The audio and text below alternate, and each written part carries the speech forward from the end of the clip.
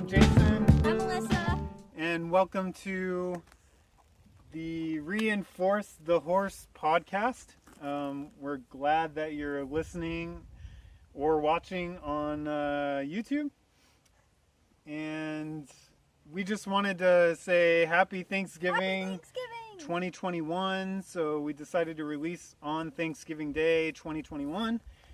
And so if you are listening or watching this, it is either Thanksgiving or sometime thereafter. Yep. And we just wanted to share a little bit about ourselves, our horses, what we're doing, and what our vision is for this channel and podcast. And go ahead and take it away, Alyssa. All right, so my name is Alyssa. I guess I'll start with explaining a little bit about myself. I am 15 years old, and I love Almost horses. 16. I'll be 16 in December, and I love horses. Behind me, this beautiful mare is Willow. She is my previously wild Mustang and my partner in crime and my training buddy. This podcast, I guess I'll start with a little bit of what I want to accomplish in this podcast. So as you already know, this is like a daddy-daughter kind of connection point podcast for us to connect. I really do want to really throw that message out there because for me that's really special. I know a lot of 15, almost 16-year-olds don't get to connect with their dads, or really they may not even want to. I really enjoy connecting with my dad. Not only does he have a lot of my interests, or I have a lot of his interests, but I really do enjoy learning and spending time with him. Another thing I really want to get into within this podcast is really going into trusting the animals and the horses primarily. It is Reinforce the Horse. And by the way, we have a lot of different animals and livestock. We have Cooney pigs. We have Nigerian goats. We have chickens, horses, cats, dogs. And so we're really connected with animals and nature in general. But Alyssa and I have a special affinity within the family for our equine friends, especially. Yeah. I really big on the trusting the animals and giving them a choice, and we will go into detail in later videos and later episodes for you guys to really hear our deep discussions with on trust with the equines. Yeah, and so what we've noticed is that as we've been learning and training our horses, it's also been an opportunity for us to learn and train ourselves together and come together under one roof, so to speak, and learn about ourselves. And I don't know, for me, I feel like I'm becoming a much better person through working with these guys and alongside Alyssa. Yeah. And so, Alyssa, maybe you explain kind of how we got to this point. It's been a rather short period of time, only a little over a couple years. Yeah. Before we continue, how about you introduce your friend? Yeah, because he wants some attention right now. So, this is my friend, my best friend, Cody, and he's a Bashkir Curly. He's a domestic horse, and I love him to death. I actually found him, we're coming up on, this is the year 2 that we've had him, so I got him a week after Thanksgiving a couple years ago now, and I actually found him on Craigslist of all places. His previous owner lived in Benson, Arizona, and they were about ready to relocate back east and couldn't take him, has some health issues or whatever. But they rescued him. I don't know what his original story was, but basically his previous owner said that he was basically skin and bones when she got him, and she rehabilitated him. So when I came across him, he had not been ridden for about 3 years. 2 or 3 years. And my goal at the time was just to hop on the horse and ride. That's what I wanted to do without really any thought about it. And I think it was like our second or third ride, Cody actually laid down on the ride. So he clearly didn't want me riding. We didn't have a report. I didn't know what I was doing. He was rusty.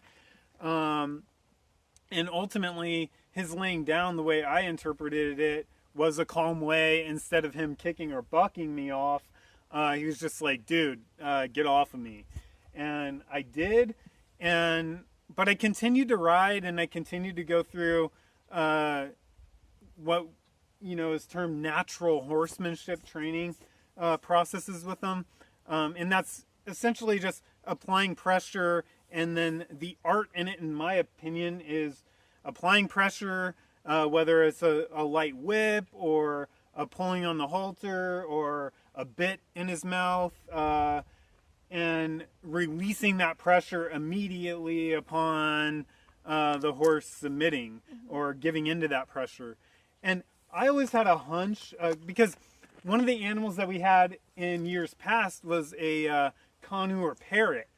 And we trained that parrot. Its name was Feathers, and we'll cue in some videos of that training here.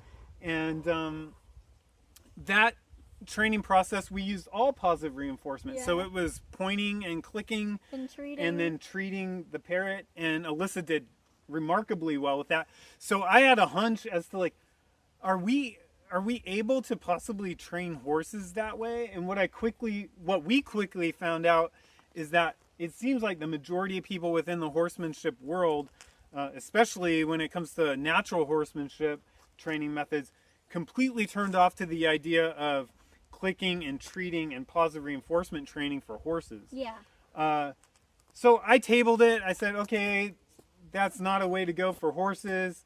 And then we wound up coming across some training methods that use positive reinforcement. I'll let Alyssa talk about that in a second. But ultimately, I had a dynamic shift. And a few weeks ago, almost a month ago now, I stopped riding Cody. And my idea was to basically reinforce the horse in that way and recreate the training methods using much softer and what I feel like more effective and loving and trustworthy training mechanisms. And then it's just sort of blossomed since then in just a few weeks. Yeah. And we'll be demonstrating in this podcast and on the YouTube channel much more of that, and potentially even bringing on guests who can help us unpack and explore not only positive reinforcement, but negative reinforcement and all different types of methods in training. So we're not necessarily setting out to say, like, you're doing it wrong and you're doing it right and whatever, but more so just having an open, mindful, trustful, and loving discussion between ourselves and our equine friends. Yeah. And so, with that said, Alyssa, why don't you go ahead and introduce Willow? Or maybe you want to start with... Yeah, you take it from there. All right, so, I guess I'll start with introducing Willow. Like I mentioned, she is a previously wild Mustang, estimated to be about 7 years of age. So she is pretty young. She came from White River, Nevada with her herd. I don't know how many herd members were, and I don't know much about her past yet, but I'm working on getting information about her past that I can share with you guys later on. But so she was captured in the year of 2019 and later adopted for 3 months by a tip trainer. And this tip trainer... and what do you mean by tip trainer? Tip training stands for Trainer Incentive Program, and it's part of the Bureau of Land Management's way of, like, getting completely wild horses out and, like, gentled. And what I mean by gentled is halter leading, trailering, and picking up all four hooves for a second or so, and, you know, able to be touched and whatever all over. So Willow was essentially gentled when she came home, all using natural horsemanship methods. And we would say, I would say, very basically very gentle. Basic. Like, this isn't the horse that you could just approach and start petting and go and mount and go on a ride or whatever. Yeah. We're talking the bare basic. In fact, and maybe we can cue in some video of when we first got her. I mean, we could barely even approach her fence line without her being skittish. Now, she's never been a kicky, bucky horse. She's been more flighty. Always. And nervous. And so to take that, like, we couldn't be in here with her like this when we first got her. No. So when we say basic gentling, we mean the bare basic, checking 4 boxes, and then she arrived on our property, and we had a lot of work to do. Yeah, and so going into, so before I got Willow, actually I had another mare, Mocha, and I'm not going to go into too much detail now, but I will in later episodes. Mocha was my very first horse, very highly trained, kind of an all-around trail horse. She could have done barrels, she could have done jumping, she could have done dressage. I mean, she was a very, like, overall, all-around mare, super sweet, super kind, and completely natural horsemanship trained. Long story short, Mocha gave me her heart and was the very beginning to my horsemanship journey. We officially adopted Mocha in the year of 2019. Sadly, she passed away due to a freak accident of March of 2021, which again I will be going into detail later on. That accident, sorry to kind of cut you there, but that accident really began to reshape our understanding of horses in general. Yeah. And really caused us both to step back and really rethink what was going on. Yeah. Because we are both with the understanding right now that her death could have been prevented. Yeah. And we, as the humans, as the caretakers, we are responsible for her death. Now, does that mean we're beating ourselves up over it? No. It just means that we had an awakening of sorts, and we both, along the 2 years that we had Mocha, had a hunch that there was a different way of doing things. Yeah.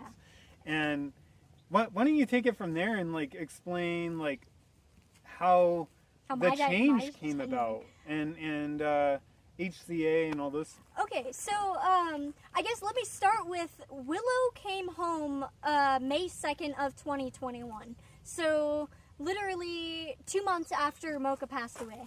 And I'll go more into detail about why I chose to bring another horse home that soon, and a lot about that later. But upon bringing Willow home, I had gotten a lot of new tack, and so halters and brushes, and I actually thought about getting her a bridle.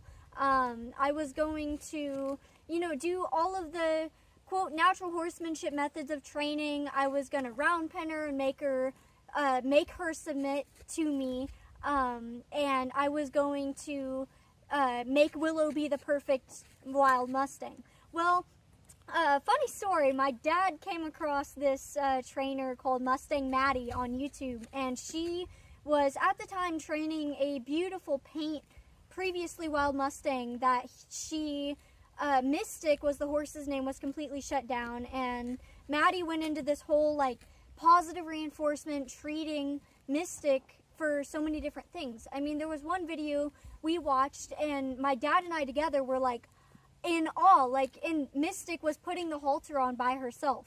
And we're like, there's absolutely no way that could ever happen. There is no way. Like, looking at Mystic's eyes in that video, and you can just see the softness and the joy and the comfort and the love. And Alyssa and I both looked at each other, and we're just like, oh my gosh, this is not real. And this is on just free YouTube videos that we were watching that Maddie had created. In fact, if you're interested in watching, it's the Mystic Experiment, Mustang Maddie's YouTube channel. I encourage you to go check it out. It's amazing. So we actually got really lucky, because upon looking at that, and I mean, the videos were, one of them was almost an hour long, and I just sat there and, like, watched it in awe. Well, my dad came across one of Mustang Maddie's courses, and it was the Horse Human Connection Academy, or HCA course, and it was all about teaching you and your horse to be comfortable and confident with each other in training using positive reinforcement, treats, and choice. And so we together paid to get enrolled in that course, and man, I'm so thankful that I was able to, because she's a HCA graduate. I have a certificate, graduated in September, which is awesome. And it was a 4-month-long, really intensive course. But it was so awesome. Loved all the information, and yeah. So that when I got enrolled in that course, it was like the hamster wheels in my brain were spinning, and they were spinning about negative reinforcement, natural horsemanship method. They stopped, and they spun around another time, and then they went and spun around a different direction, because my whole thinking was like, what's going on? I can train a horse using positive reinforcement? What? That's like unheard of. So I went through this course, and it was such a blessing and really good timing too. And so Willow and I, we were going through this course, and it started like she wouldn't halter. She was afraid of the halter, and we went through like a lot of training, time, effort, and trust. And now she's like, if I hold the halter down, she'll put the halter on by herself. She lays down with me just about on cue. She paws on cue. Excuse me. She wants attention like a normal mare will from time to time. She's my dream horse. She's my heart horse. Willow, I have a feeling Willow was pushed around a lot in the wild, and this is like the first time that she actually feels respected and trusted, and that she has a choice. And it's really important. I don't want to go too much into detail with the training and everything now, but please be on the look for that, because that's something I'm really passionate about sharing with you guys. The trust that me and this previously wild Mustang have. So for those of you that have seen some of the videos, the Wednesday with Willow videos that we've put out, you kind of have an idea of what the training methods are. What we're planning on doing is releasing a podcast episode every week. Yep. And again, we're just going to unpack trust, training, and techniques and more, centered primarily around horses, but we'll probably, because we're on a farm and we have different animals, we'll likely introduce some of the interaction with the other animals as well. Yeah. And we just want to be... from my perspective, I don't want to be like, this is the way to do things and it's the only way and whatever. That's not my intention at all. But my intention is to just perhaps open up positive discussion largely about trust in animals, because I've seen a lot in the horsemanship world specifically that it's like, if your horse behaves a certain way or doesn't, they disrespect you and they don't trust you. And I just feel like there's a real misconception about these animals and the way we ultimately treat them, and the way trust is demonstrated both from them and to them. And I guess a quick example of that, when Willow pushed me, that I wouldn't call that being disrespectful or even aggressive. Many horse people would. I mean, correct me if I'm wrong, Daddy. I mean, some of our previous trainers and other equine friends that would have seen that would have been run her around, move her feet, tell her that's disrespectful. Right. Whereas now we come with to a lot of people it's going to sound crazy or even stupid, but if you notice there, it's real subtle. What Alyssa did and what I did, after you said excuse me. Yeah, because that kind of hyped I was like, oh, well, what was that? I had to catch my balance. Yeah. Excuse me, what was that about? And then she came to me, and Willow was like, I really just would like some attention, please. And we got Cody back here moving the tripod, so I'm going to kind of ask him to, come on, buddy. These animals, guys, are such affectionate, they're such affectionate friends. I don't even like to call them animals anymore. They are such affectionate friends, and a big part of our lives. This mare here has completely changed my my overall thinking and perspective on. Oh. And Cody's moving the tripod, so apologize for the movement of that video. He thinks he's the cameraman at this point. But yeah, they've just completely changed in my energy too. I mean, I'm a high schooler. For many of you that have either gone through high school or are in high school, you understand the stress and the everything. These guys, Willow, these guys have completely helped me lower my stress levels and anxiety. Oh, and we'll unpack that in so many ways. The healing processes that these guys allow, they create such a therapeutic environment for us humans. You can see right now, I mean, these horses right now could pretty much go wherever they want. We have acres upon acres of freedom. A lot of our property isn't even fenced in. They know that they can get through this fence. They've done it before, but they're choosing to stay with us, and we're not even concentrating on them right now. And for the record, I haven't used any natural horsemanship like pressure or any sort of negative pressure that would force her to stay here with me. Right. Those of you who are watching my weekly Wednesday with Willow YouTube videos on my Alyssa Mustangs YouTube channel know a lot about that, and there's more coming. So I guess it's kind of like a wrap up. It is Thanksgiving, and for those of you that may not celebrate Thanksgiving, I hope that you guys enjoy a break off work or school if you guys are given that opportunity. If you do celebrate Thanksgiving, I hope that you all have a wonderful Thanksgiving and you're able to enjoy that with your families. I kind of want to end this session with kind of explaining what we're thankful for as humans, I guess having this opportunity. So you want to start? Yeah, so I'm just really thankful for our connection and our relationship. Alyssa's not my only child. Jacob, I hope you're watching.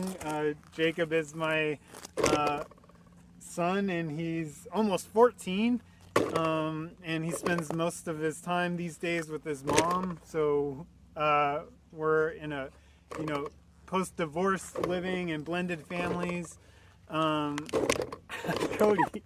Cody's really liking the tripod and the camera at this point, or maybe he knows that we're talking to you guys and he wants the attention.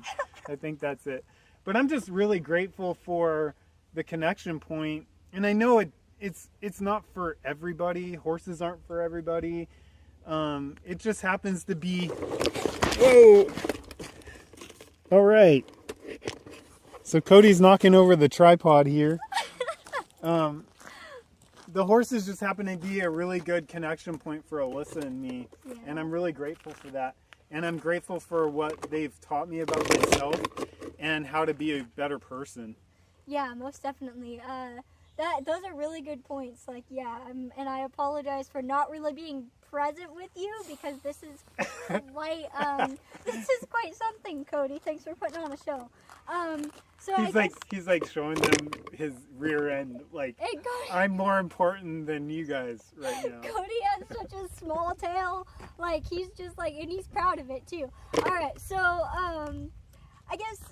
Okay, so there's so much that I could say that I'm thankful for. I live a dream life for a farm girl, a cow girl, a horse lover. I live the dream. So I guess I'll start. I'm really thankful for the connection point as well. That's something really special for me because I know many children or teenagers my age don't get to really connect with their parents. It's really special for me to have that connection point with my dad. I look up to him in so many different ways, and I love him. He's I guess if you're not counting this beautiful mare here, he's my best friend.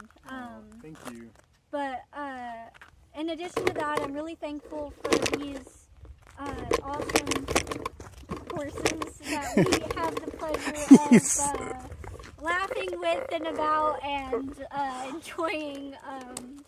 Really thankful that we were able to give Cody a life that he is like super happy about, and that we could give them a place to express all of their feelings.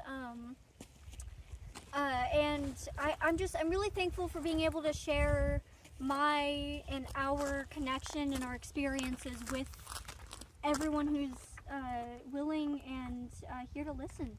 Yeah.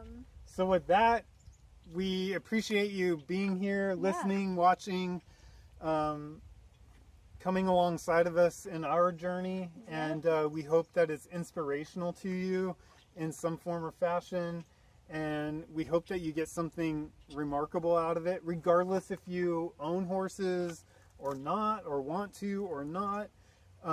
We do think that this channel and this podcast will have something pretty much for everybody who's open-minded and willing to listen. Yeah, completely agree. I say happy Thanksgiving 2021, Happy Thanksgiving, and we will hopefully have you back with us next Thursday. next week. Yeah. Have a great day, everybody.